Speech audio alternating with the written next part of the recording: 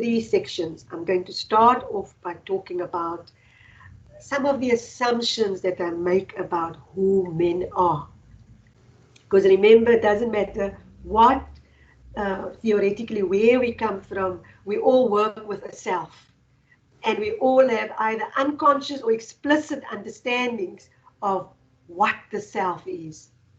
And I've got quite explicit understandings of the personhood of men, which I also share with them in therapy, all right? So that myself and my clients have common understandings of what it means to be a human being. And then, of course, then I move on to looking at more skills. What do I actually do? And then that MHP, can you see can you see the slide? Yes.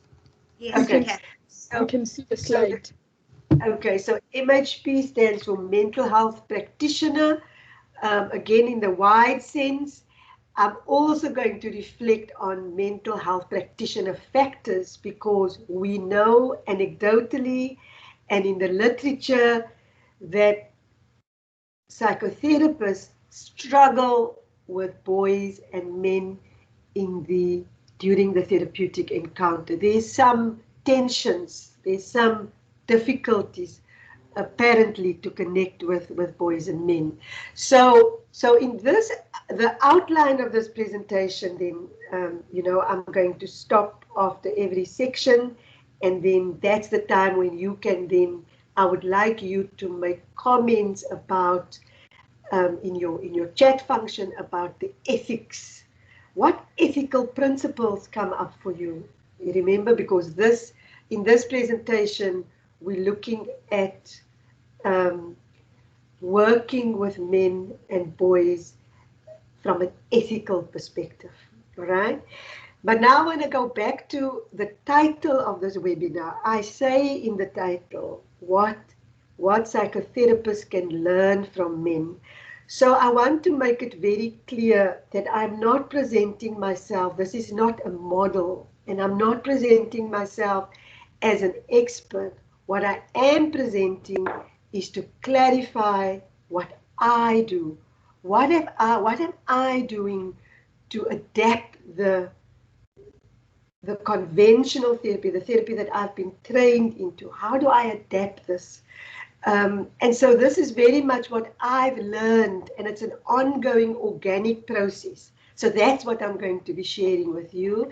And hence I said I want a discussion, because I really need your input, as my colleagues, to critically reflect and to share with me what it is that comes up for you during the presentation.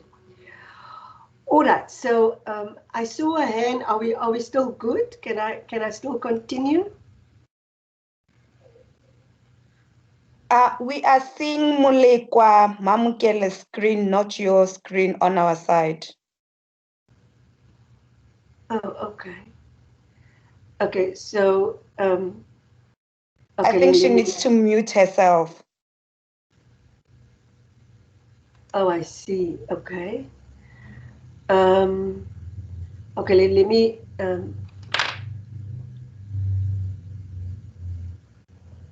Mamukele, can you? Okay, but she is muted. I can see she's muted. Let me try again now to share my screen. All right. Can you see the screen now? Yes, perfect. That's better, Shahida. Thank you. That's, all right. Thank you. Okay, so let me start then with a bit of a story.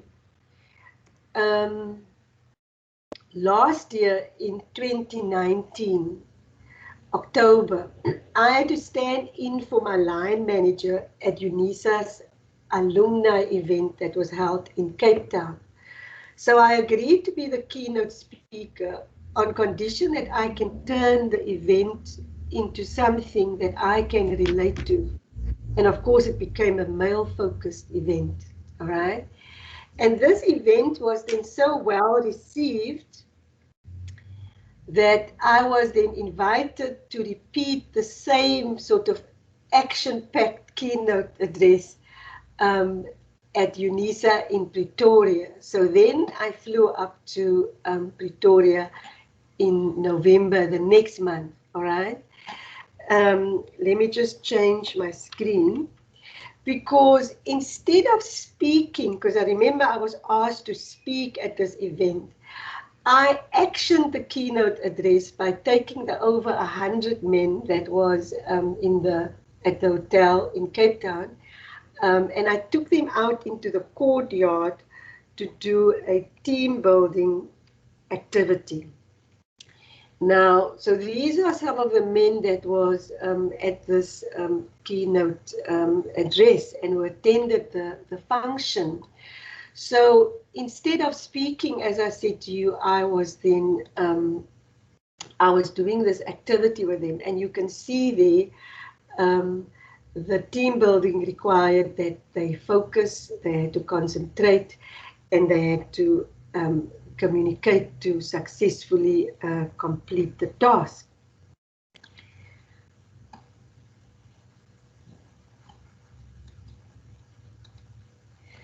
So while they got busy with the task, and you see that focus, and these are some of the men also in Pretoria, I was actually quite unsure whether I was going to be able to pull this off, because how do I do an activity that I usually do with less than 10 men in a men's group?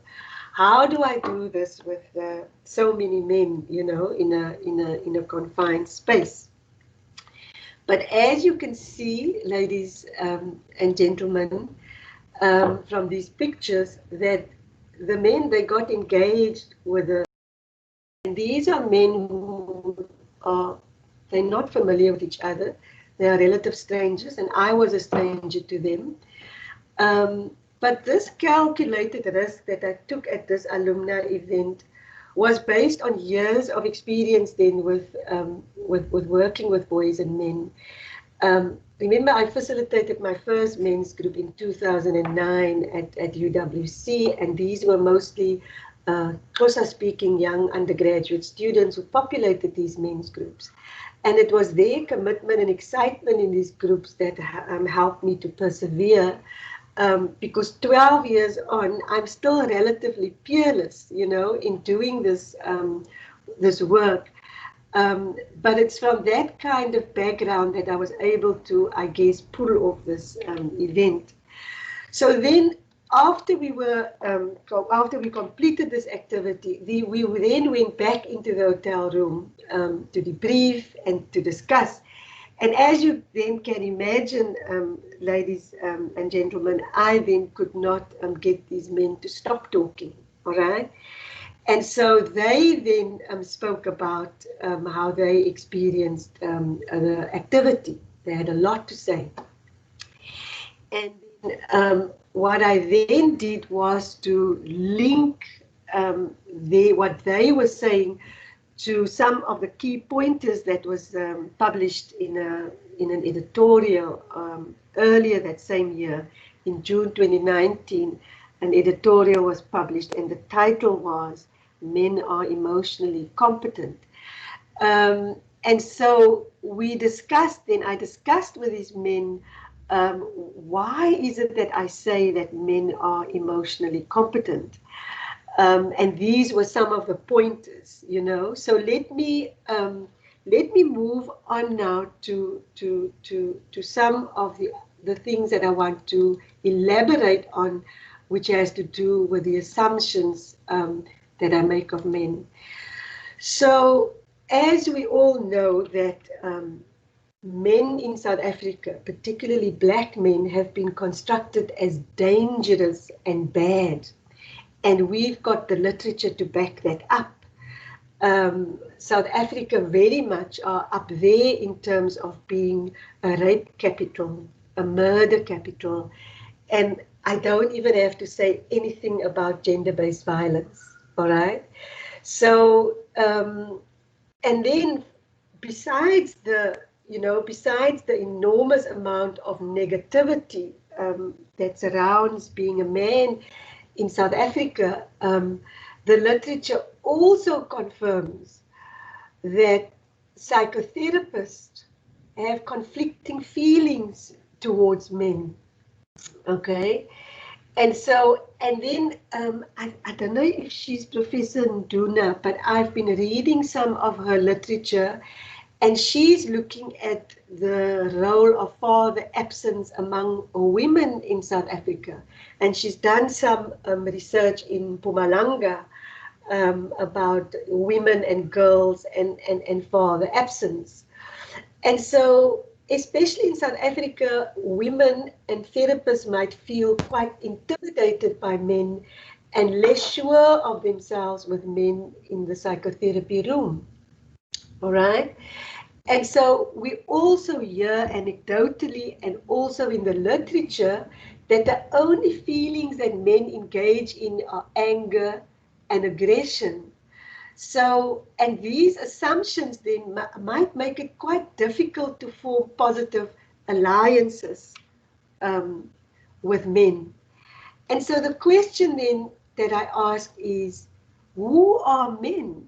You know, and this is important because how do we work with men if we only have negative feelings about them, and if we feel conflicted, and if we ourselves carry the trauma that men inflict?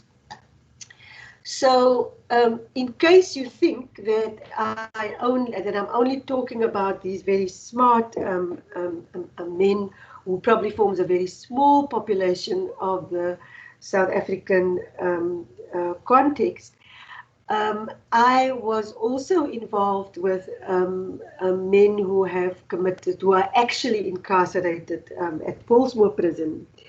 And that was even before I came to UWC, because the men at some of the men at Paulsmoor Prison were actually also the kind of men that I grew up with on the Cape Flats, because in my own upbringing I was exposed to what we used to refer to as the bad boys, all right?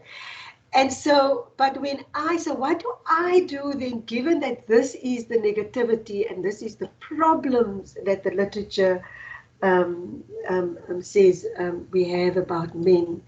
So one of the key things that I have then done in my work with men is that when it is allowed in the therapy, if it's not a crisis, I do not start my therapy, whether it's individual therapy, whether it's group therapy, whether it's a father-son engagement that I'm doing, or family therapy. I do not start an intervention with a presenting problem or with a history of the presenting problem. In other words, unlike the way we were socialized as therapists, that we form alliances and we make small talk and we engage with clients so that we can understand what the problem is, right? What I do at the start of therapy is that I delay a focus on what the problem is. And then instead, I start the process of humanizing the people in the room. Now remember, before I started to specialize with men's groups and working with men, I also used to work with the women in groups. And I facilitated girls' groups as well, young women on campus. And so even when I used to work with these young women, I used to start with, who are you? And I used to share these pictures that can give the participants, the clients, an understanding of who they are within an African context. And so now I want you to focus on that yellow part, all right? And so that yellow part is the component of ourselves that is the primal, energetic part of ourselves, our socio-spiritual nature, or like we say in the South African context, the part of ourselves that is Ubuntu, that part that is actually continuous with the rest of the universe, that connects with every other human being, that connects, that is continues with the oceans, with the mountains, with the sea, with plants and with animals. And so our very substance then is the same substance of plants and animals and sea, etc. And so that's where I start with the therapy, which then helps me to have a positive vision of manhood. So whether the man sitting in front of me then has committed 3 murders, have robbed and maimed people, I hold on then to a vision of manhood or a vision of humanity that allows me to work effectively with the person or the people in the room. And so remember I said earlier about African identity. Sabate of UNISA's College of Education at last year's graduation ceremony, in his Vice Chancellor's address, Professor Sabate said that to be an African has got little to do with the color of one's skin. And then Professor Klaassen from UWC's, in an article about what it means to be an African, Professor Klaassen said that an African has 2 legs, a leg of relationality and a leg of ethicalness. In other words, in an African context, to be a self is an ethical project. And so when you're going to reflect on the ethics later, I want you to bear in mind that my very understanding of a person is to be a person, is to have internalized rules, is to operate within boundaries. And so even a 4-year-old child will have a sense of morality. A 4-year-old child will feel sorry when her little friend or his little friend gets hurt. All right. So this is very important, because what I am suggesting is that our very nature is to attach and to connect and to belong. So emotions is not an outgrowth of a socialization process. Now, if you go to the latest they call themselves affective neuroscientists, Jacques Panksepp, I think he has passed on now. Jacques Panksepp and his team proved that we've got 7 different types of emotional neurons that populate the middle section of our brain. He calls it the ancestral brain. So even from a neurological perspective, science can now confirm that in our brain, under our neocortex. So the neocortex is the, as we know, the outermost, and that is our intellectual, powerful, organizing part of our brain. But under that, if you lift that cap, under that cap, you have our emotional brain, all right? And this is what the affective neuroscientists are saying, all right? So I just wanted to make that point. Yes? Dr. Jansen, sorry, the time limit that you wanted is almost up. Okay, so now, thank you, Megan. So then, based on what I have just shared with you, when I am with a man or with men in a therapeutic context, I assume that males, adult males, retain their primary capacity to relate to others. So I do then see men as relational beings, just like women. There might be a different way in which the relational plays out in the context, but I see men as beings that want to attach and want to belong to others. Belonging to others is primal. It is natural. When we belong, it relaxes us, and it is the belonging that makes us ready for transformation. All right? And so in a men's group then, I will then prioritize activities that first ensure the social cohesion within the therapeutic group. All right. Now, the last part of the enculturation that I want to talk about before I stop this section is then once I have affirmed that men are human beings, then I can then start affirming their masculine nature. All right. So often therapists ask me, so how do you masculinize? And you're a woman, you know, how do you masculinize? How do you make it, you know, that there's a male culture in the room? So the quick and the easy answer is that the minute you remove women from a context, it becomes masculinized. Because when women leave the room, men become responsible for all the tasks in that room, including relational tasks. All right? And then, and this I get from some of my my male participants, they will say, but women are quite different to us, especially with the way they relate emotionally. And some of this is confirmed by the literature. And so when you also remove women, men can then emote and engage their feelings on their terms. Hence this picture, all right? And so I then do and so not to complicate things, because I think sometimes we complicate things, you know? So for me, how do you masculinize? You remove women, okay? When you remove women, the men are there, and the men are quite different. So there might be 7 men and 7 different types of masculinities in that room, but they will then jockey and jostle, and they will find a way of forming a culture, a male culture, and then integrate that with a task at hand.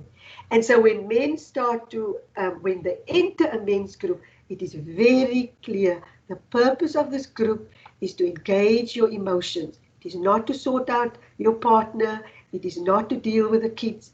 The purpose of this group is to look at the mirror and see yourself. And so we have a group purpose, there are rules, and then the work gets done in that room. And so I just want to highlight myself there in pink. And so you can see where I'm sitting. And this picture actually speaks to my role then as a woman. So as you can see, that the role of myself as a female therapist is on the periphery. I centralize, and in this at this alumni event, this is at the Cape Town in the courtyard, you can see there the men are centralized, and I stand back and I allow the centralization of the masculine culture. And my job then as the gender gatekeeper is to ensure that that space is not interfered with, and that they do the work in accordance to their own worldviews and values and their own gender performances. So what I'm saying is that that to be a man does not exclude being able to engage very, very tender feelings. So I think I need to stop there. That's it, because before I go on with the next section. Megan, over. Sure. Oh, thank you so much for sharing your experience with us. This is quite informative. I'm curious, however, if you were a male facilitator, I'm very curious as to how that might have affected the dynamics and everything that followed. So I hope I'm asking this question clearly. Do you think that if you were a male facilitator, would that have affected the dynamics? And if so, how do you assume that that would have affected the dynamics that unfolded with the groups of men? Wow, thank you. You know, that is an excellent question, and it's quite a loaded one, may I add. I would have liked to leave that question because for the last part, because I'm going to be dealing with the the role of therapist, with men. But let me just respond to you because it is so important. So because it's also the question that I used to struggle with the most. I remember Professor Ratele, Kopano Ratele was my PhD supervisor, and I kept on saying to Kopano, I don't understand my role, why am I doing this? So I just want to say to you that I struggled for a long time. So I just want to personally, reflect. I struggled for a long time. Why am I doing this work, and what is my role? And I also believed, that it would be better for a male to be working with men and to be facilitating groups like this, okay? Until I started to, and the literature has been an amazing resource for me, because a lot of the guys in Australia, and in other parts of the world, they do this work a lot more than what we do it here. And I learned, for instance, that, and you're going to see later on, I have some slides, women actually indirectly shape a manhood. And in fact, the psychoanalyst Michael Diamond, there's an excellent article, and he calls it the revised theory of early male gender identity development. All right, and I'm really going to encourage you, if you're serious about this question, to read the psychoanalyst perspective. That contrary to what used to be believed, it used to be believed that in order for a little boy to become a man, he has to reject everything feminine and turn away from mom and embrace, the world of men. Actually, Michael Diamond says that it is the prior attachment to the mom, because all over the world, universally, new babies are raised by women. And so that first attachment of the boy and the girl to the mother, but in this instance I'm referring to the boy, is actually the relationship that grounds him and that prepares him to turn towards father around 18 months, 2 years. So I can't go into more detail because the role of the gender of the therapist is a presentation on its own, but I just wanted to, and I'm not even sure that if I'm answering your question, but women are in fact the kingmakers, and fatherhood, the access to the child, it's often women who controls, and a lot of manhood is dependent on the relationships that men have with women. And there are cultures who have been far more advanced in this. This Uluwaluko in our local tradition, you will be amazed to see the wisdom and the knowledge that these cultures have had around the importance of women and men in male gender identity development. So, and a lot of what we're struggling with today with men, is going back to the fact that we are not creating spaces where men can actually soundboard with their own masculinity. All right, I'm going to stop there now because I'm also looking at the time. It took me it's almost 10 o'clock. Okay, and I've only dealt with the first part. Can I move on now? Yes, Megan? you can move on, and everybody can put their hands down again, and then we'll move on with the next section, and then we'll move from there. Excellent. Okay, and I haven't been able to see the chat, but I'm assuming people are because I'm very interested in the feedback. We do seem to have a technical issue with the chat function, unfortunately, but we will try and sort it out. Okay, thanks. So let me move on now to. So now I have kind of explained a little bit about the about the philosophies, the meanings that I make. All right. Now I'm going to talk about so what I do, in these therapies. How do I recruit men? How do I market? And how do I fill my men's groups?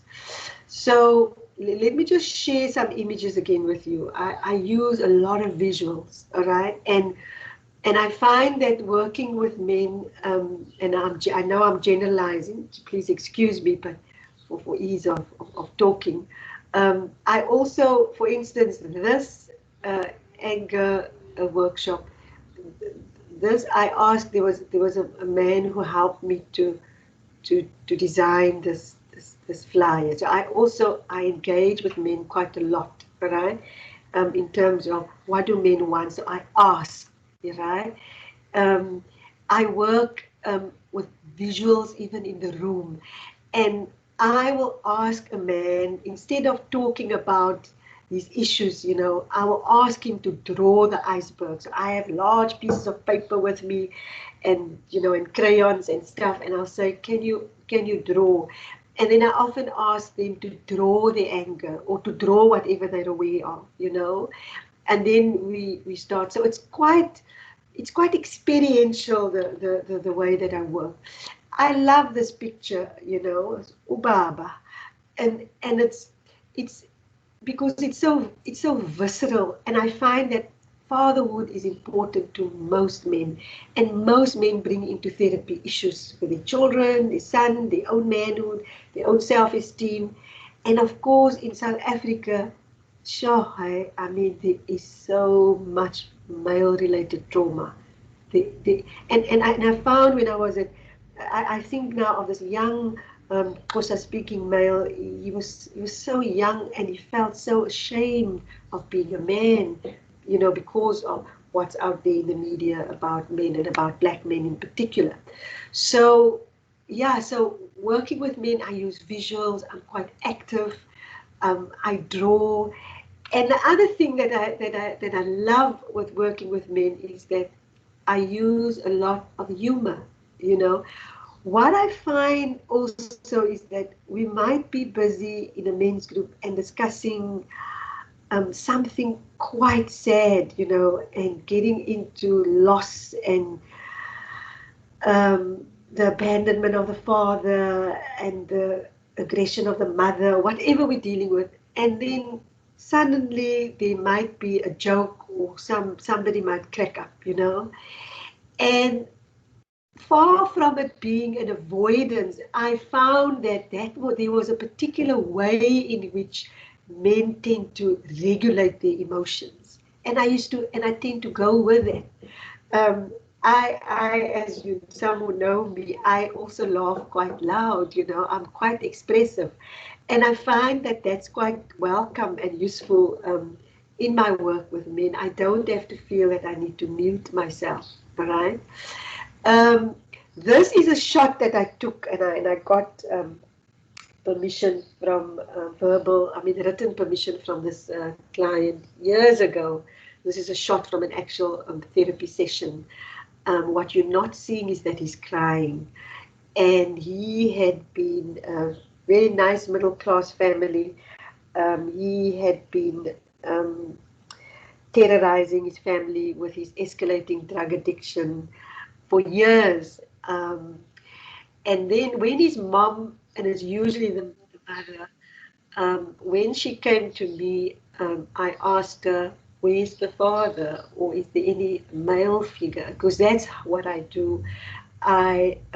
Women are my key allies, but I also have a way in which I then push the women away and then pull in the father.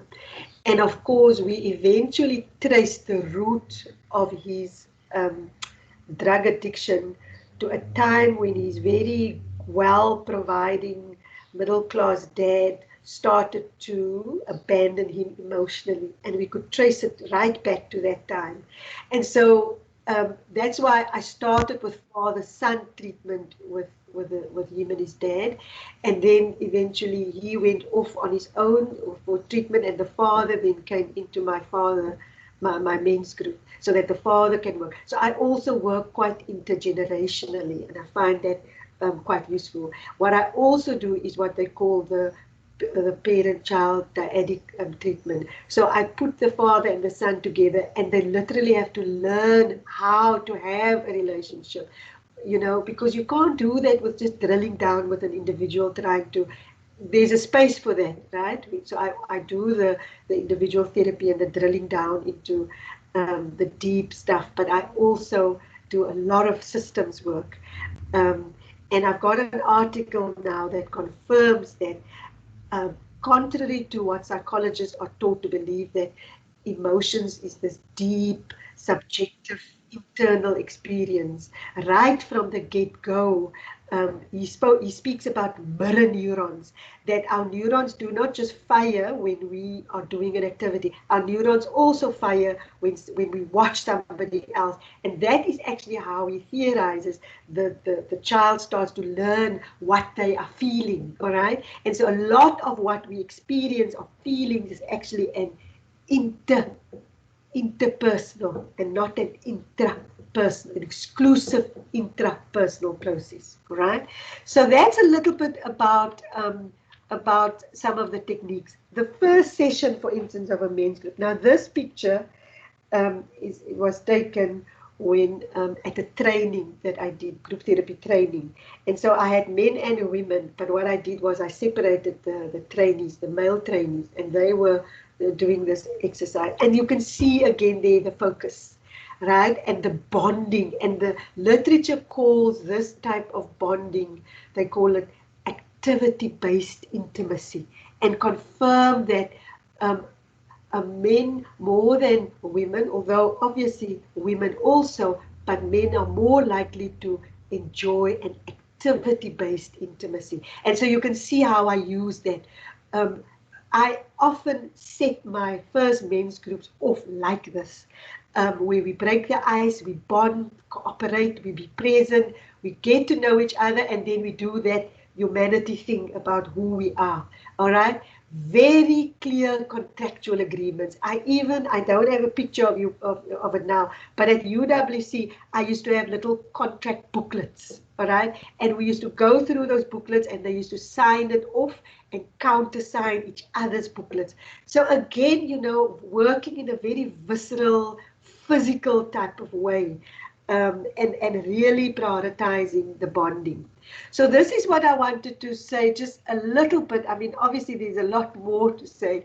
I mean, this picture that you see here was when I actually had a marketing and a recruitment group. So I don't just do talking when I recruit. I will invite men and I will say, come and see what it's like. And we kind of have a bit of a, like, what the first session would be like. And then they, you know, and then again we discuss. So it's always about action, and then we talk to the action. All right. So I think I'm gonna stop here now, Megan, because this is now the second part of the presentation. Candice Chetty here. I have more comments than questions. I am so excited about you doing this today. I wish we have more time, and I hope you'll allow more time in future sessions with us. I've always worked with more men than women, and that has often wanted me to do a men's group, and seeing what you have done is a first for me. I think I've always been excluded based on my gender, being the spaces I may have worked in where men's groups had to be run by men. And I felt excluded. I felt that I couldn't make a contribution in that regard. In sessions, I've been authentic, and that's what I go with. I'm non-judgmental, because I've seen a lot of men come to me, especially over the last years, not complaining about women, but speaking about things like relationship concerns and how they feel, how men are seen with GBV and father issues. Often, I think they feel comfortable to speak to women as well. Is that something that you still struggled with initially, where, you know, I've heard men come and ask, does it mean I'm a rapist if I, you know, and I think that often my gender, maybe in my context where I worked before, limited me. But I want to know, is it something that you struggled with initially as well? Did you limit yourself? Was it spaces that limited who you could work with and how? So an example would be wanting to talk about how maybe what is happening with GBV and hearing men's voices. You know, how do they feel about what is being said about them? It creates a bit of anger or sadness. Have you been excluded in that regard? Obviously not, you've gone into those spaces, but is it something that has ever been a barrier in the past for you? Wow, thank you, Candice. I'm gonna only take one question because I'm gonna leave it. You know, we're gonna please keep your questions for the end. I see the hands, but let me, Candice, I'm gonna ask you to just take your hand down. Back. So just take your hand down, and then because that's why I'm gonna finish soon so that we can actually get to the end and then we can open the floor. But again, Candice, the questions, the comment that you're making about the exclusion is very much linked to the fact that we are operating in an era of splitting, all right? That we separate that which belong together. And so men and women in my world are two sides of the same coin. But that is not the narrative that is going around, okay? And that is why you see the struggle with gender-based violence. There's a lot of rhetoric and there's a lot of activism. And yes, there's a space for it. But until we start understanding that the stake that women have in manhood, and I will say, like I said to you, I'm gonna touch on that later in this presentation. So yes, I can relate, and thank you for sharing personally, about your own exclusion. And that is based on I don't want to use ignorance, but again, people don't understand, the important role that mothers play in the way the sons are feeling, and women's power. The women are so powerful, but I'm going to get to it later. All right. Thank you so much. I'm going to move off from this so that I can now go into the last part of the presentation. Okay. All right. So let me go back to my slide. And you must just tell me if you're able to see it. All right. Now, yes, we can. Yes, so that's exactly what I'm going to go into now. I'm going to put on my critical psychologist hat, all right? Because I often say terrible things about psychology, okay? But you must remember, when I criticize psychology, it's very much like when you criticize your own family. Nobody else must say something about your family. You are the only one who has that right, all right? So I do say quite terrible things, okay? And I think that what Candice has just mentioned, as it has to do with that psychology's field of knowledge is actually quite narrow. I'm sorry, maybe there's a better way of saying it. That, English is not my first language, sorry.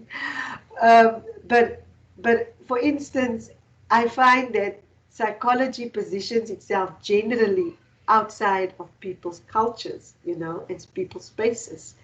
And then, but because there's always culture involved, what then tends to happen is that there's an impositioning of these neoliberal values, okay, or this extreme individualism.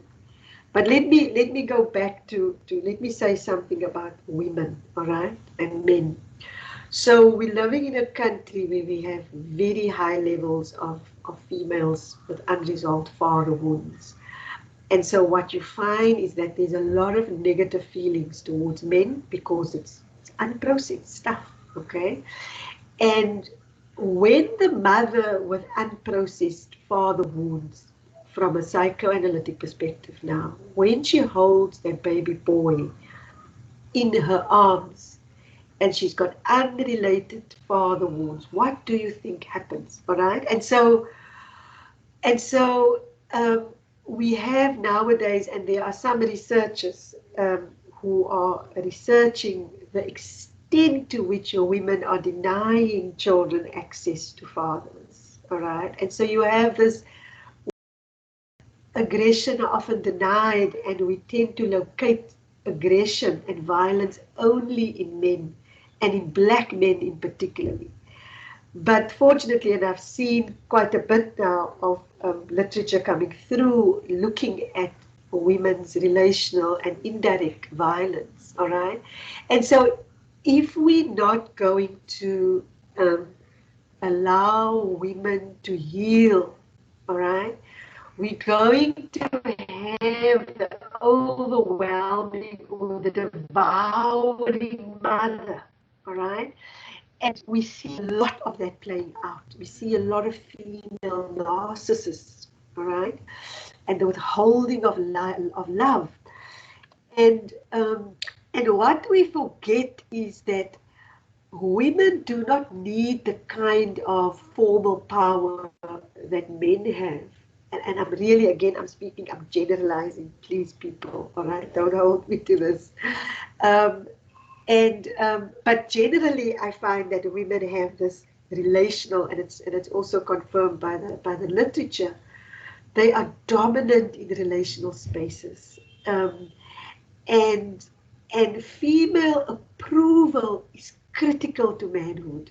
Women are the gatekeepers of the father's access to children, and fatherhood is by consent of mothers. All right. And so if we are going to be able to reduce gender-based violence, or responding to Candace, if we're going to normalize the fact that women play a huge role in healing men in this country, right? We're going to have to heal the wounds of women. In fact, the more that I'm now starting to work with men, I've been saying this a few times, in the supervision group that I'm in charge, I've got to get to women, you know, and the vast majority of mental health professionals are women internationally, all right? So we're going to have to look at female presence in masculinity therapy, okay? So to close up the presentation so that we can, then we can open up. I want to say that if psychology needs to learn to make the circle bigger, in other words, psychology doesn't have a men problem; it has an inclusivity problem.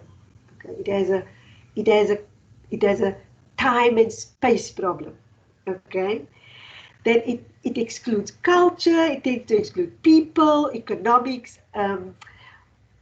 Jack Martin is the guru in personhood literature, and he says that there's an absence of personhood frameworks in psychology. We don't engage who the person is. We start asking what the problem is, okay? And of course, psychology has also been written about as being quite disembodied, so it seems like we don't play in the therapy. We're not working with sand, or working with toys, or working in ways that we engage with the body, and material aspects.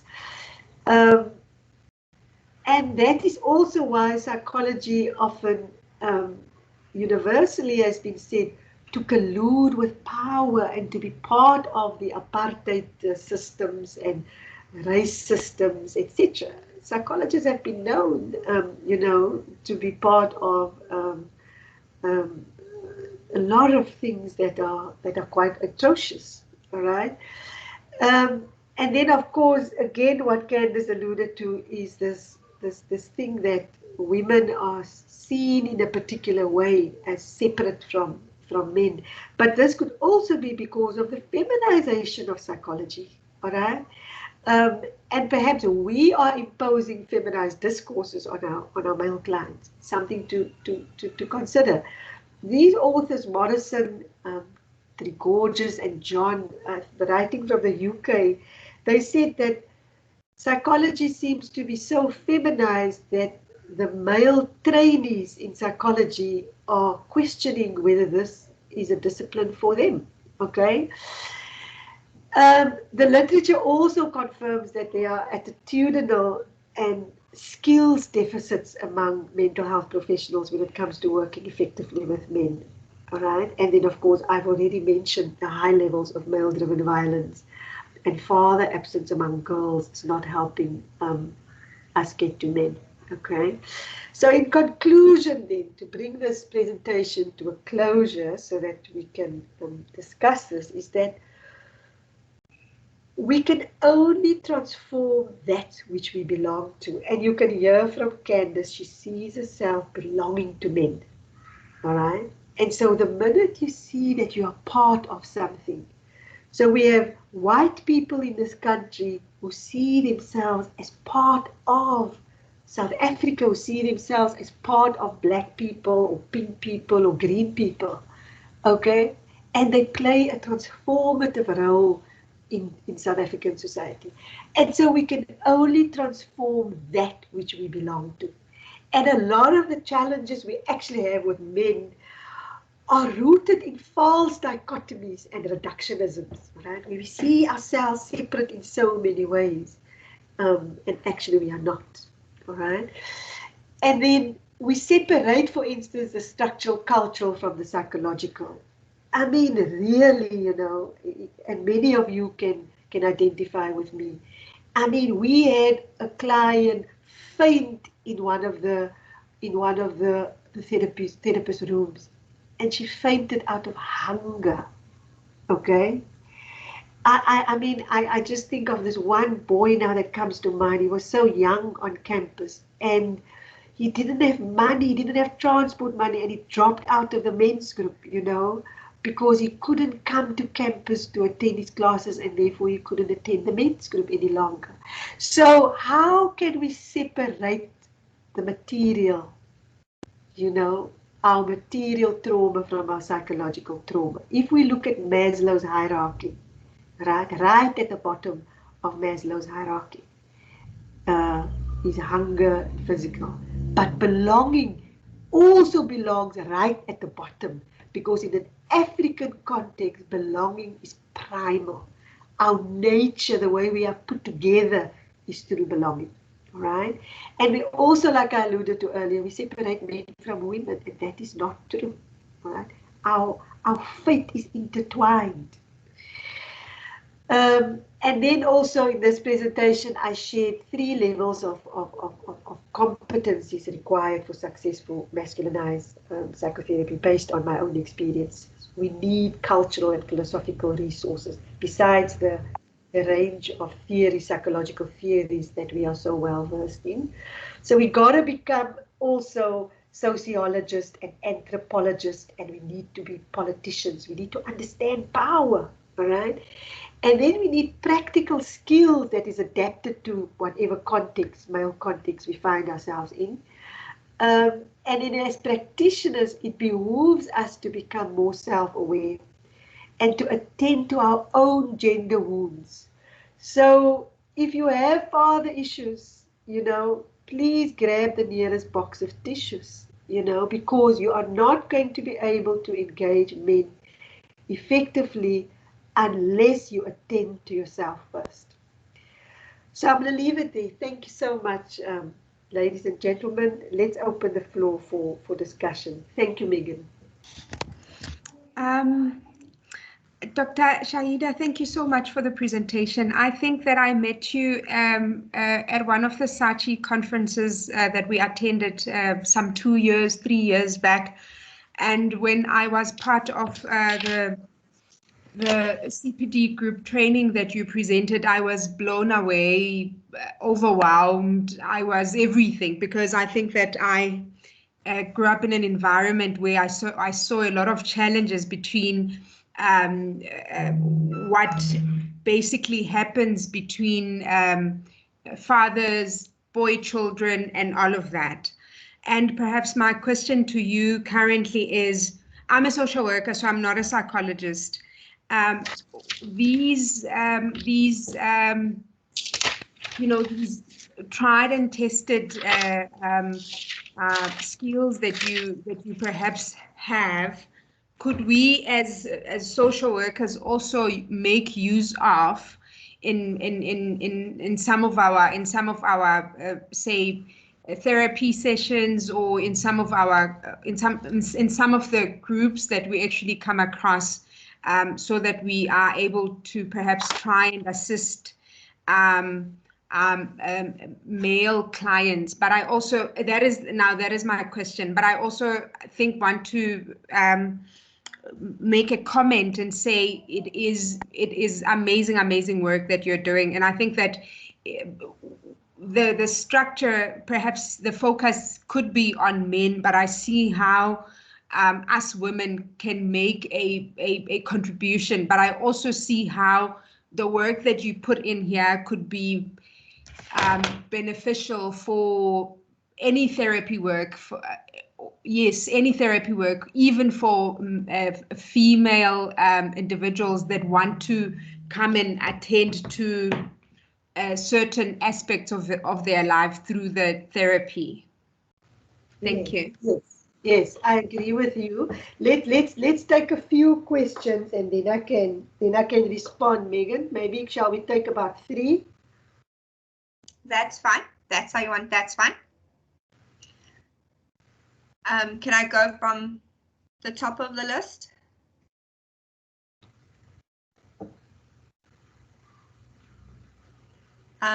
Is it Izel?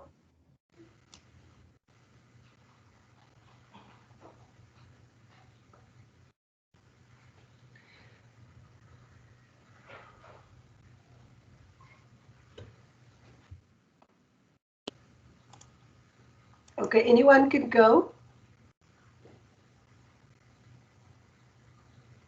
Because you might be muted. Good day, colleagues. It's Kagiso here, student counselor. I just want to appreciate the presentation, Shahida. And then, as you rightfully said, that women are needed in the emancipation of men, and also men are needed in the empowerment of women. So you also come across these situations where we're dealing with clients who have specific gender preference of the service provider. And in the environment that we are working, you find that you are the only counselor there, and then the person coming to seek assistance or therapy is of the opposite gender. It might be a man, it might be a woman.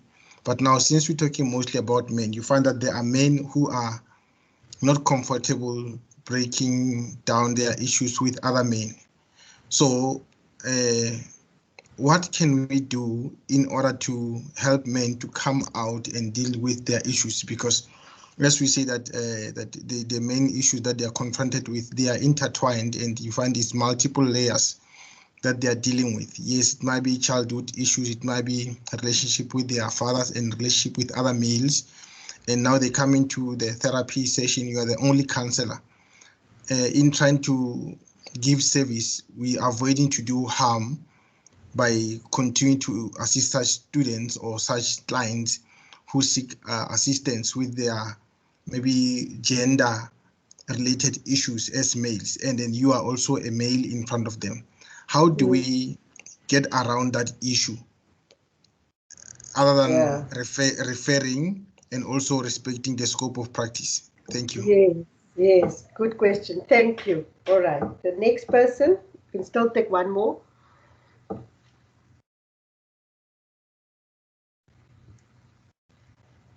Anyone can go. I see, or just drop your hand if you no longer have a question. So, Penny, you haven't gone. It's Mochweni. Penny Mochweni, or is it Mochweni Penny?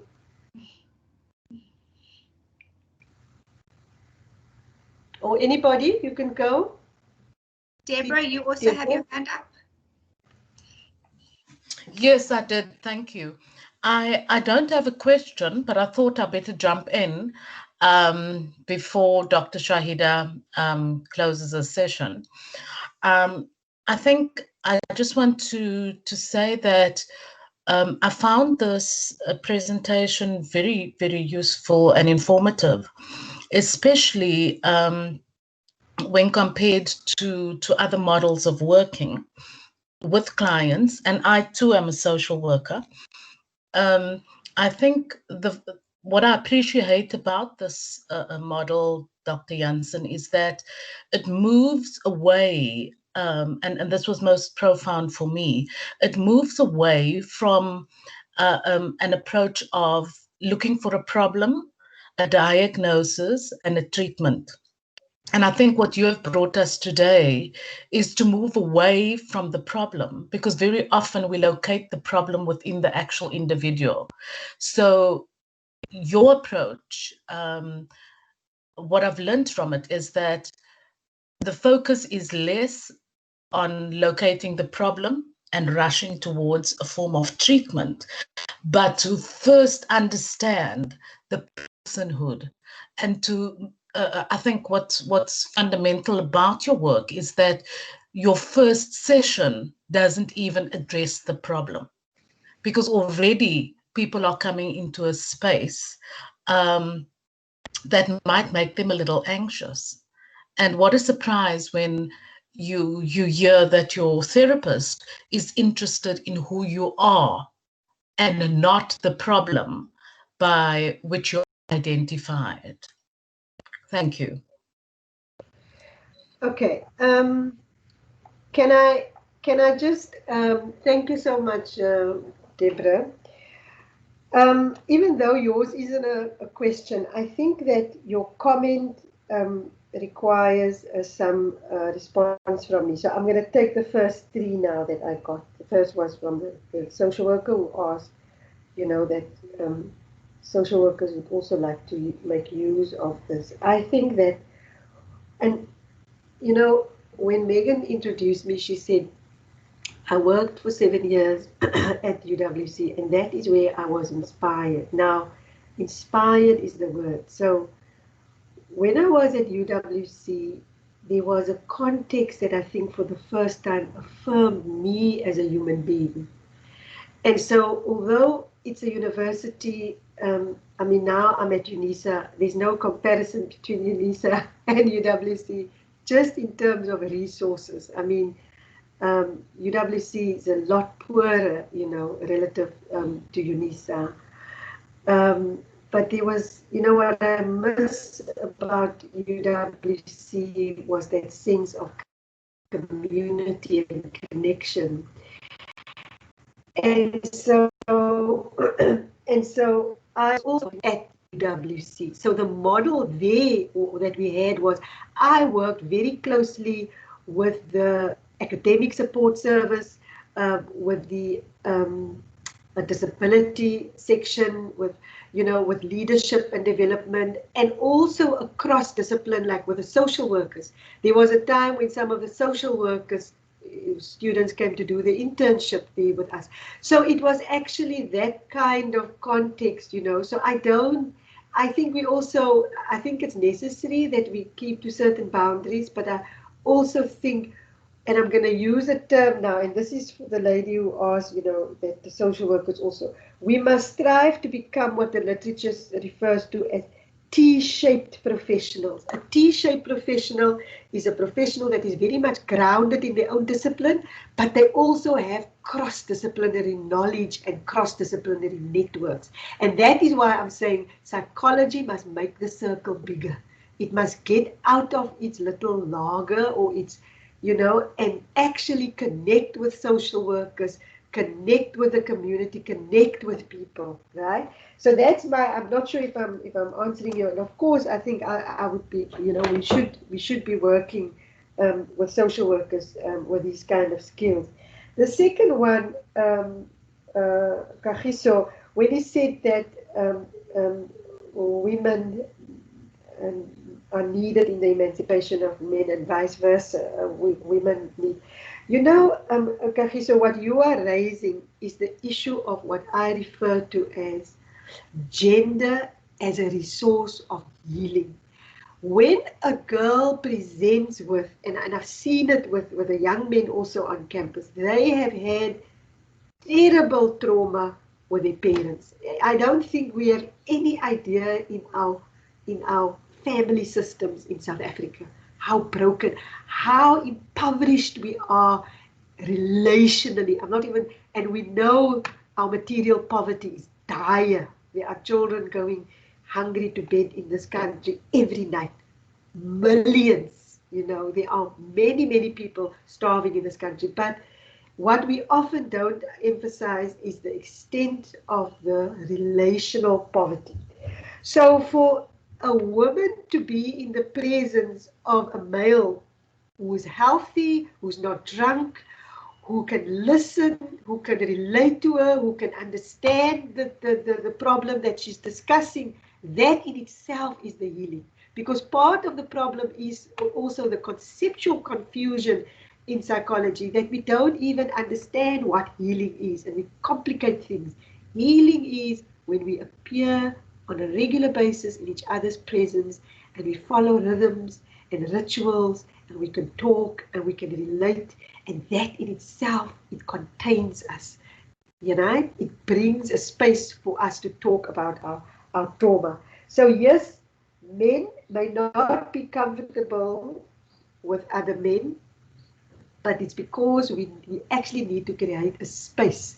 So when I start or relate in the men's group, why is it that there was a man who broke down once in the men's group as he started to speak about his father died, and he had a terrible relationship with his father, and his father died before he could make amends.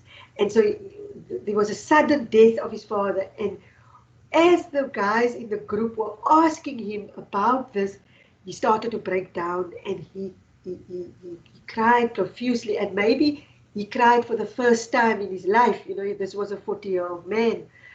And I then shifted again to the periphery, and I watched how the men in this men's group actually attended to this man. They didn't talk too much. They just sat there. They allowed the guy to, and so men are quite competent and capable of being each other's space and all of that. But we need to understand how men deal with their own vulnerability.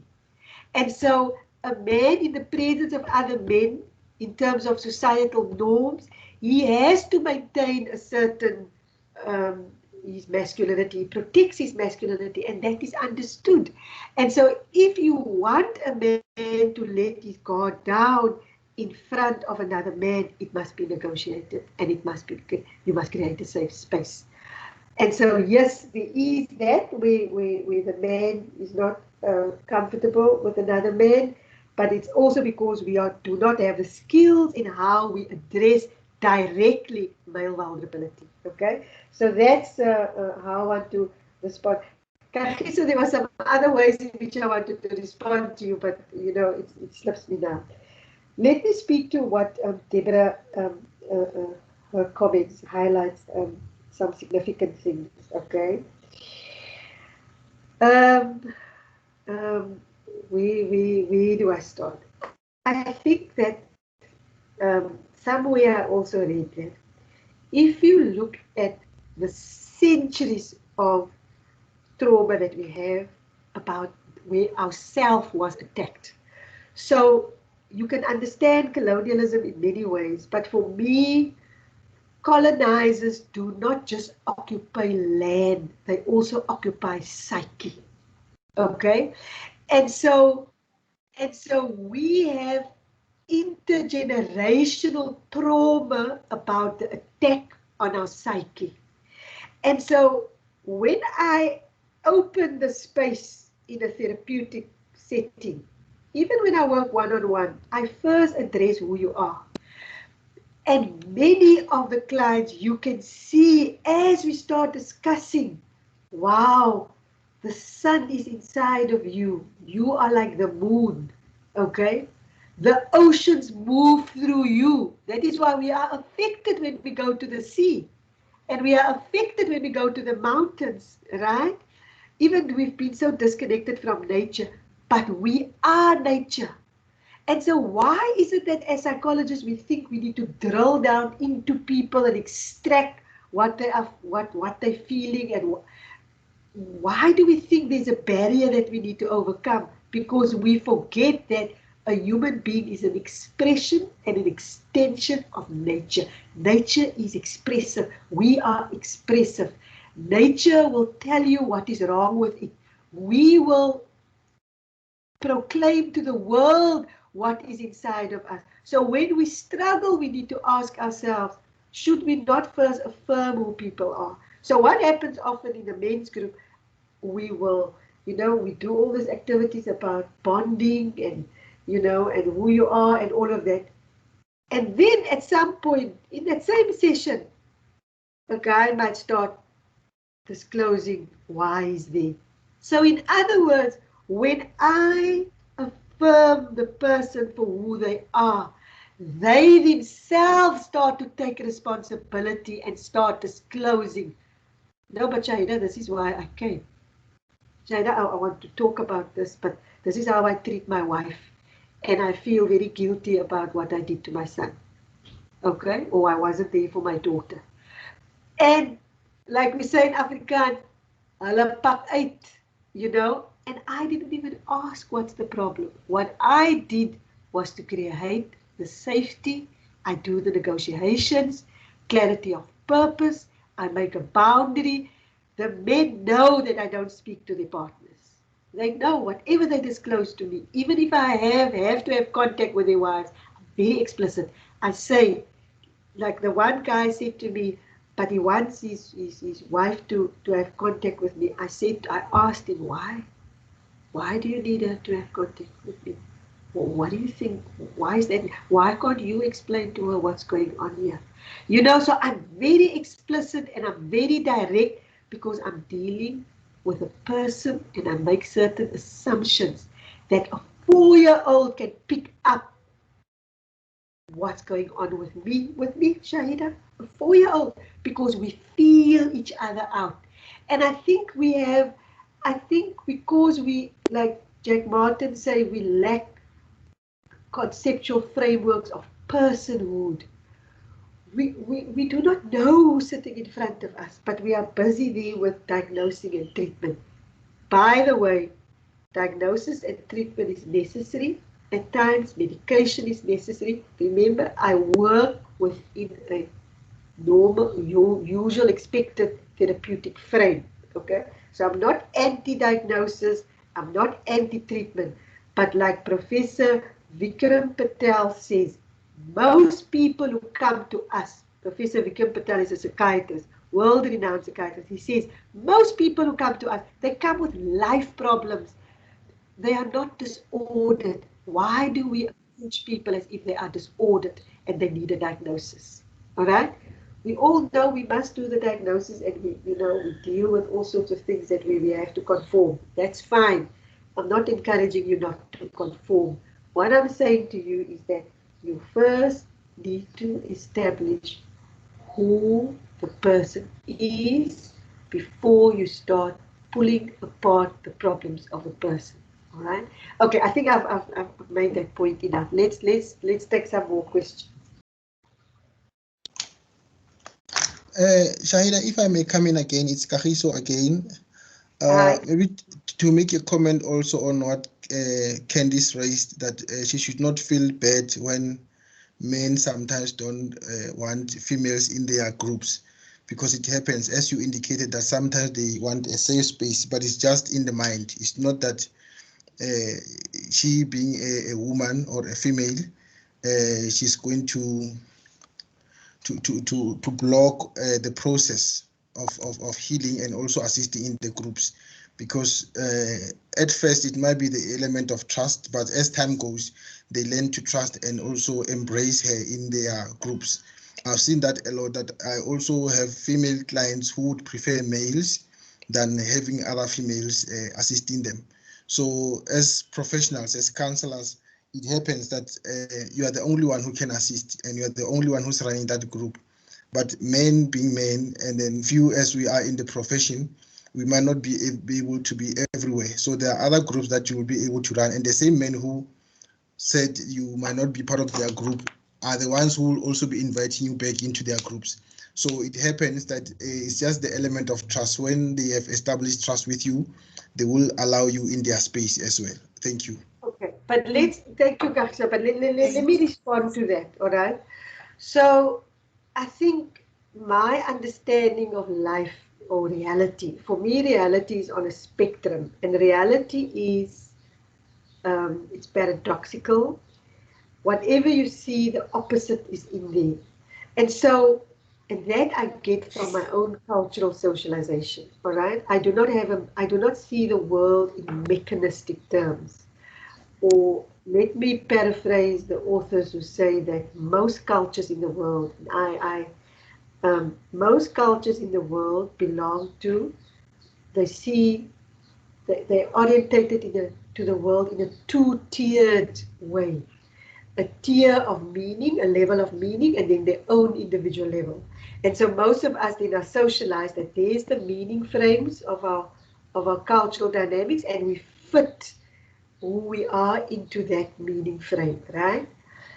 Now, what we must also understand as a women, we must understand cultural dynamics around gender. And so, for instance, I'm in the Western Cape, and one of the dominant cultures in the Western Cape is Xhosa tradition, right? And so, when I was on the campus, a lot of the men are socialized in Ulwaluko, in manhood initiation culture, right? So they may even have gone for initiation and they come back and they are Amadota, right? And so I am also, as a woman, I am mindful of that, and I'm mindful when and how I, as a woman, am allowed to move into a male space. All right. Now, I don't know if you can see my presentation because I want to go back to one of my slides. Can you see the slides? Yes, we can, Jaden. Okay, so let me go back to that slide, because if you could, I like the slide because the slide says a lot. Okay. And so I negotiate my welcome with the men. I do not just intrude. Okay. And I come from a culture myself where men and women are separated. All right, and there are rules that you need to abide by. And so when you want to work effectively with men, I think you also need to have a humility, and you must have a respect. So we must also know, even if you are a PhD or whatever, no, you can't go in there because that's not where you are allowed right now. And if you want in, you need to negotiate it. And so this was an alumni event. So right at the start of the event, I said to the men, you know what, I'm supposed to do the talk, but I'm not going to talk. I want to do an activity with you. Is that okay? And they were a little bit unsure. And I said, you are not sure? Let's go outside. Let's see, if it's going to work. So I approach men and I ask and I tell what I'm wanting to do and I ask for their help. I also tell men that it is your culture, your gender, your masculinity that is important here. When we are in a men's group, for instance, I let the men speak to each other. I let them tell the stories to each other. I keep myself on the periphery. I will interpret. I will get involved where I have to bring in somebody, or sometimes you have to referee. There's a bit of tension and stuff, and but that's all. So, but this is a lecture on its own about the gender of the therapist. It is deep and it is wide, and so I can't do justice. I just wanted to say to you that if you are not going to ask for permission in whatever way that is required, if you're not going to be sensitive about the negotiations, you are going to get, remember, men also have a lot of anger towards women, and you're going to get projections, you know? So you're going to have to know how to negotiate an all-male space, particularly from a culture. I mean, in terms of the Xhosa tradition, I'm not just a woman, I'm a cultural outsider. And look at me with that dookie. You know, I represent a particular culture.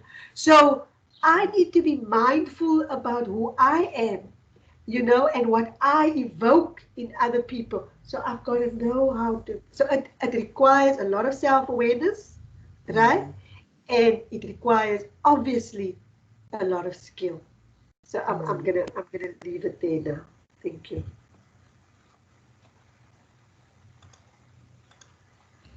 There's another. Yes, Lynette, do you have a question or comment? Yes, I do. Thank you very much, Shahida.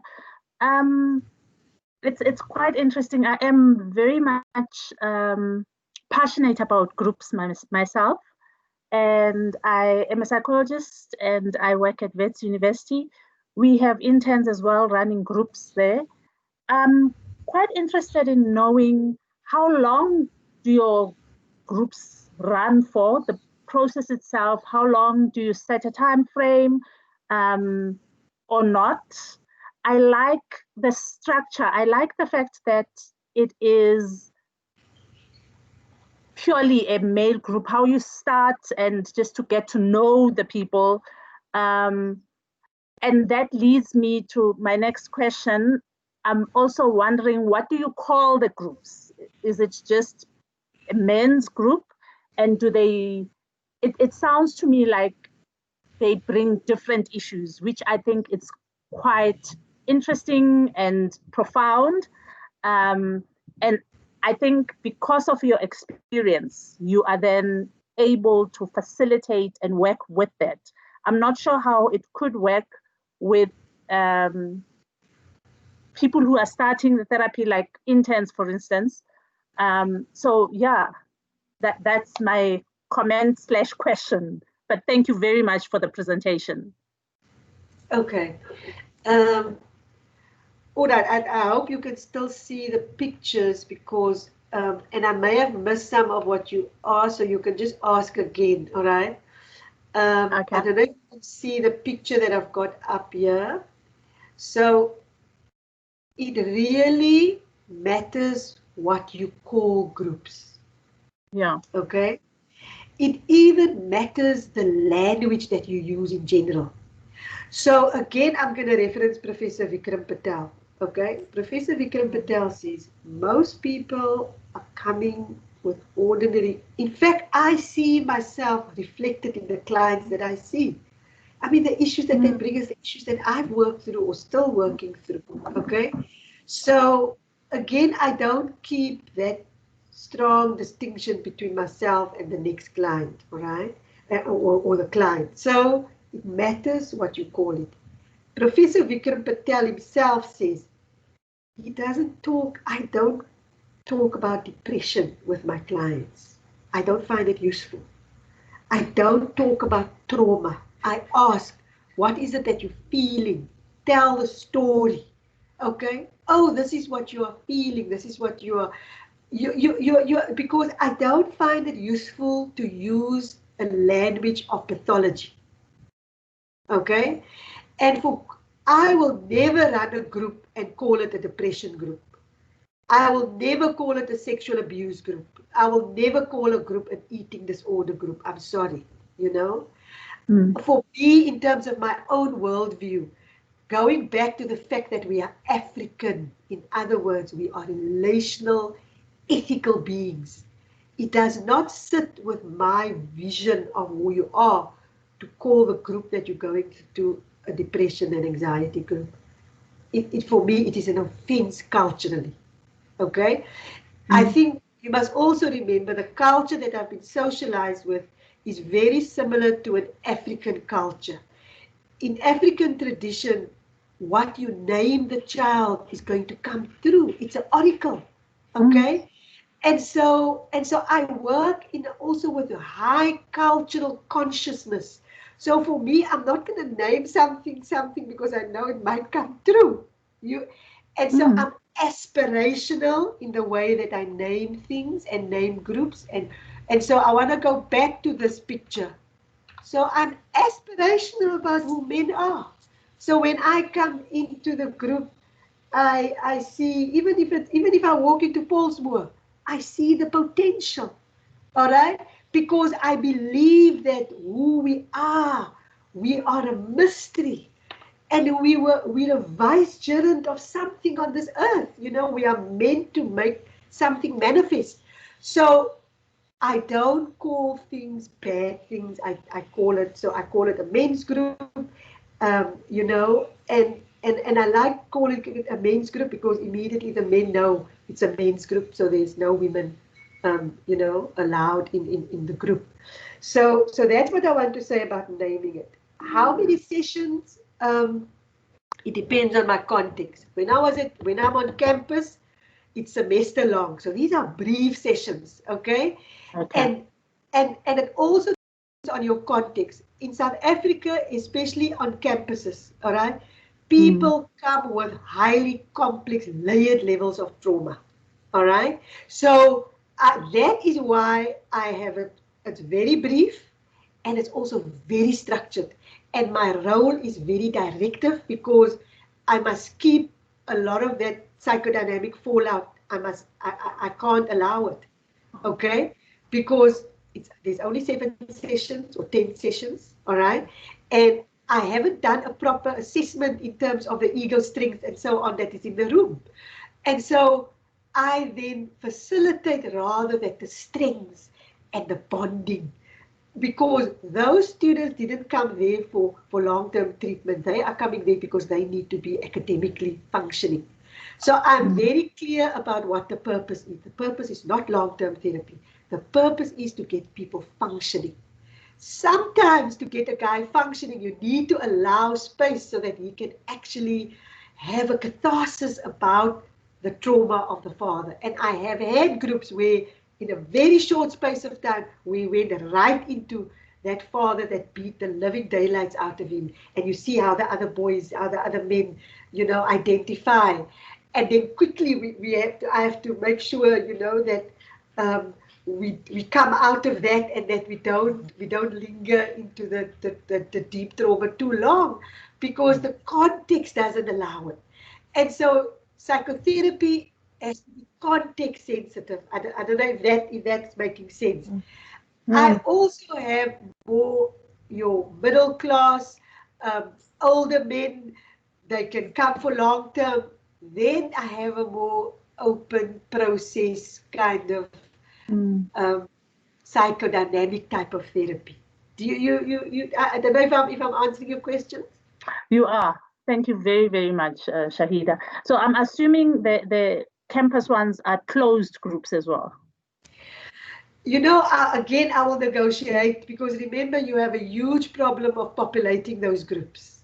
And you have a problem of dropout, you know. Yes. And you have a problem of people who's not very well socialized to therapy. They don't understand what they're getting into. They've never been to therapy. They don't understand. So it's also that's why I spend a lot of time socializing people first. Yeah. Talking about what is therapy. You know, I tell people about the healing crisis. I say to them, you might start having feelings, and, you know, memories might start coming that it make you uncomfortable. And then you have to balance the benefits of going brief but deep versus because they're having symptoms, right? So the symptoms is related to unprocessed trauma. So how do you allow for processing of some trauma just so that you can get some relief of the symptoms so that they can actually write that exams and pass? Are you? Yeah. So it's a dance, eh? It's a huge dance. Okay. Thank you very much. Okay.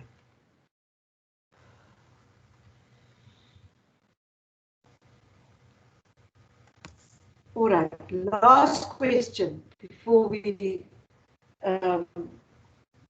There's a question from, is it Ndu? Dutali? You can go. Okay, thank you. Shahida, I think in what you said about what you name it matters, perhaps that partly answers my question. But my thoughts were, what would you say about the phrase toxic masculinity? If you have any more thoughts on that, I'd be interested in hearing those. Thank you. I'm so glad you're raising that question. Let me go to a particular slide now. Okay, I want to go to this slide. Yes, I want to go to the slide. Now, I said to you, that the problem that we say that we're having with men in this country is rooted in, I'm looking for where I say that. Yes, is rooted in false dichotomies, okay, and reductionisms. Now, one of the reductionisms that we do is that we separate being a man, gender, or being a woman. We separate that from our race, our class, our material conditions, our culture, and so Kanda Riri, he is a author from Namibia, and she says that, or he says, in the Southern African context, we cannot separate masculinity from what has happened to us in the Southern African context.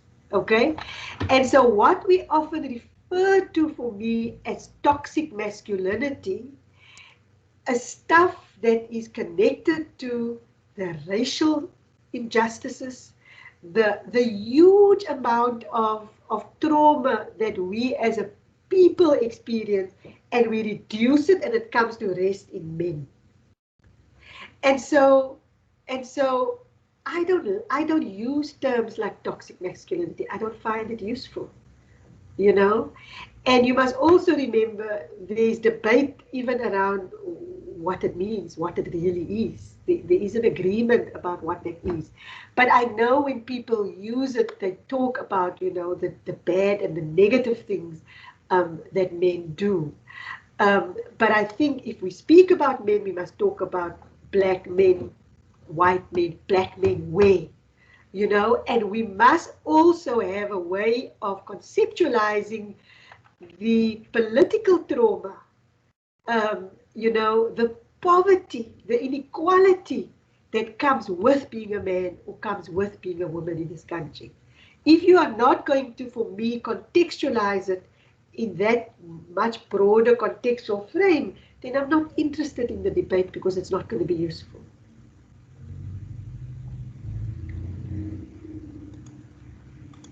Thank you.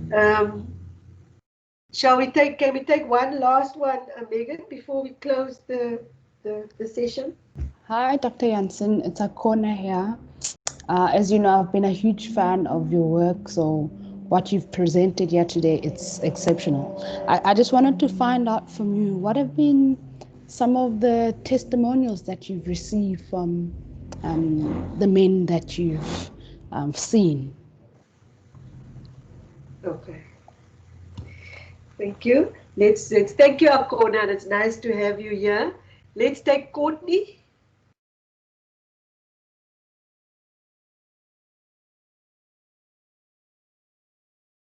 Courtney, and then and Candice, do you want to go while we wait for Courtney to speak? I was just going to ask you, you mentioned that you've been thinking about moving forward and in working with women. I was wondering if you're going to be including men in that group. Okay, so let's then stick with these two, and then we can close because it's almost 11 o'clock. All right. So, Akona, in terms of testimonies, I have right from the beginning, because I was in territory that was so foreign and I didn't have peers around me, that could mirror me. I developed an evaluation form that I asked men to complete, and I've over the years collected, and so I have some very good, in fact, that should actually be a paper, that I write just about the testimonies. Even on campus, the students would write emails to me after the session. So I would attach the evaluation and I'd say, let's just call the person Tabo, and I say, hey Tabo, just complete, I've attached the evaluation, thank you for completing the group. And then he will write something in that email, and he would also complete the evaluation form. So I've got quite a bit, I think, of very good testimonies. But let me just share something for me that stands out. So I was, it was at UWC. So at UWC you do 12 people's work and you are so harassed and stressed, and the group starting, and I had a group that was already ongoing, and there was a lot of dropouts from the group, and I was, I'm a manager, I've got a clinical, there's a crisis, and then I'm like, sure, I've got to fill this group. And then on my way to the group room, there was a guy that was sitting in the waiting room, and probably he came for a session, and there's a wait list and can't get a session. And I just went up to him and I introduced him and I said to him, look, I know you probably here, but this is what I do. I run a men's group. There's a space there now. I know you haven't been prepared, but just come and see, And he actually followed me down the corridor into the men's group, and he and then a few others joined, and then, the group could still continue. And at the end of that guy, that was the first semester group.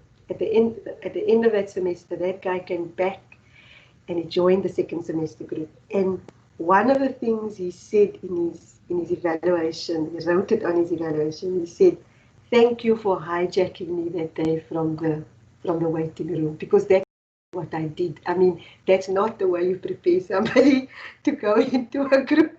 I mean, there's a lot of, I've got procedures in terms of, how the group preparation is a chapter on its own.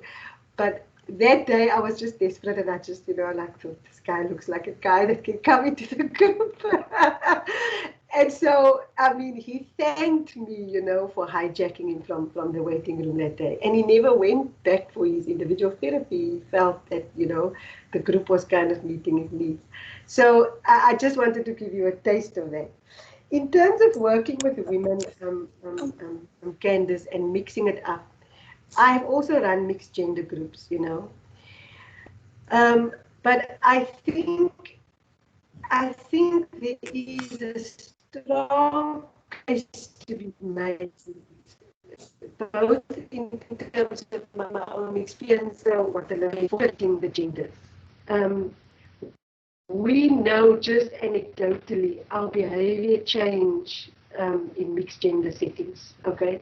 There are dynamics among women that changes when there are men involved, okay?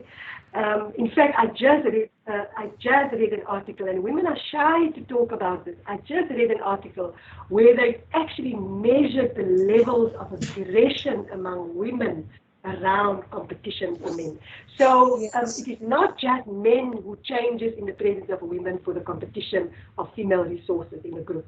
So again, this is a chapter, but I just wanted to respond to you. So my first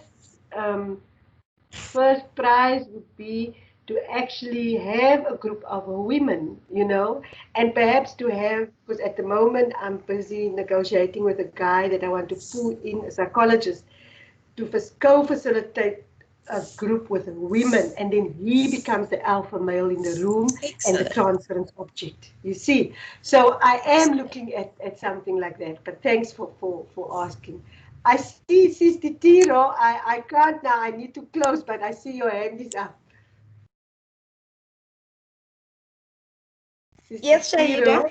I just got a quick question. I just want to find out, like, because we're struggling with, like with what we do, mentoring boy children, like after the sessions, you usually have like a session, because our mentors are both male and females. And we find that when we're doing like a debriefing session, sharing, the one like taking over the room and telling their challenges, and the men being quiet. So I just wanted to find out, like, is it advisable that we will, because we don't want to separate them, but we're realizing that the men that don't participate at all, I don't know if because they don't feel free because there's women in the room, or what, but they mainly just keep quiet, and then the women will take over. So I just want maybe a bit of your advice how we can handle something like that. I'm so glad you asked. This is a classic one. Okay, so and one of the questions that I ask in my evaluation form that the men have been now completing over the last 12 years, I ask, one of the questions I ask, do you think that the emotion, the way men have something to do with the differences in emotional expression between men and women? And without exception, the men confirm the women are different to men emotionally. And there was one long-term client of a men's group client that actually explained this so nicely. He said that, you know what women do, because he was also in a mixed gender group, and he said he was very quiet in that group.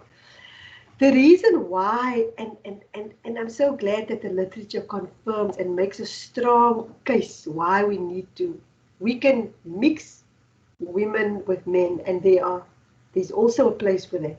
But the literature strongly confirms that the case for single gender groups for men, it is very, very strong. And it's precisely because of the question that Sister Tiro has just asked now. Okay?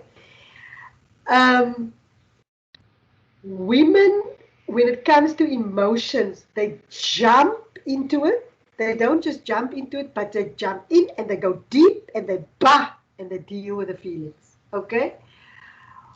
And this is what this guy explained. I'm paraphrasing him. He said, us guys, we first have to have that engine in the room, and we stand around, and that is exactly what a men's group affords the men. They can deal with emotions in their own way, at their own pace. The minute you put a woman there, she runs, and so that's the one reason, the difference. But the other reason is what I also alluded to earlier, is that in the presence of women, most men have been socialized culturally to contain themselves in a particular way, right? And so you don't want to know, I don't get over political, about why men need to maintain this kind of manhood. I respect it, and then I work with it and I work around it. So I'm not sure if I've now answered your question, but I think it is probably needed to separate the genders. And then also when you have the men together, that you don't just start the talking, but you find a way that you loosen up the men, and then you will see you can't stop them from talking. Okay? So you can always contact me afterwards if you need more. But I need to start closing up this session now. Okay, thank you very much. Yes, so I just want to say, in my closing, I want to comment on Megan was the one who's been holding this process. And she's been doing everything, from the marketing and the recruitment and setting up and everything. And part of saying thank you to her, I want to say that the way I related to Megan in setting up this webinar that is about working with men, it very much reflected the kind of alliances, the behind the scenes alliances I set up with the mothers and sisters and wives and partners in terms of getting the men to come for help and the treatment. So I have important alliances, Women have become my closest allies in my work with men. And so I want to close off with this consciousness that we belong together. simunye, we are one, you know, and we must get away from these discourses of separation. I cannot do this work with men without the help that I'm getting from my sisters. Okay, and so even in this audience today, it was overwhelmingly women, right? Because women, we are the ones who receive that baby. It doesn't matter in what culture you go to. All right, the women are the nurturers of men and the women. So I want to say thank you to you today, you know, for coming to support me, for reflecting me, for being my cheerleaders. I am very, very grateful because the work that I'm doing has been very, very lonely, you know. And today again, I feel, wow, you know, I am not alone. So on that note, I want to say to Megan, you've been a star. Thank you so much for making this happen. And thank you for everyone who took time from their busy schedules to come and listen to this presentation. Thank you.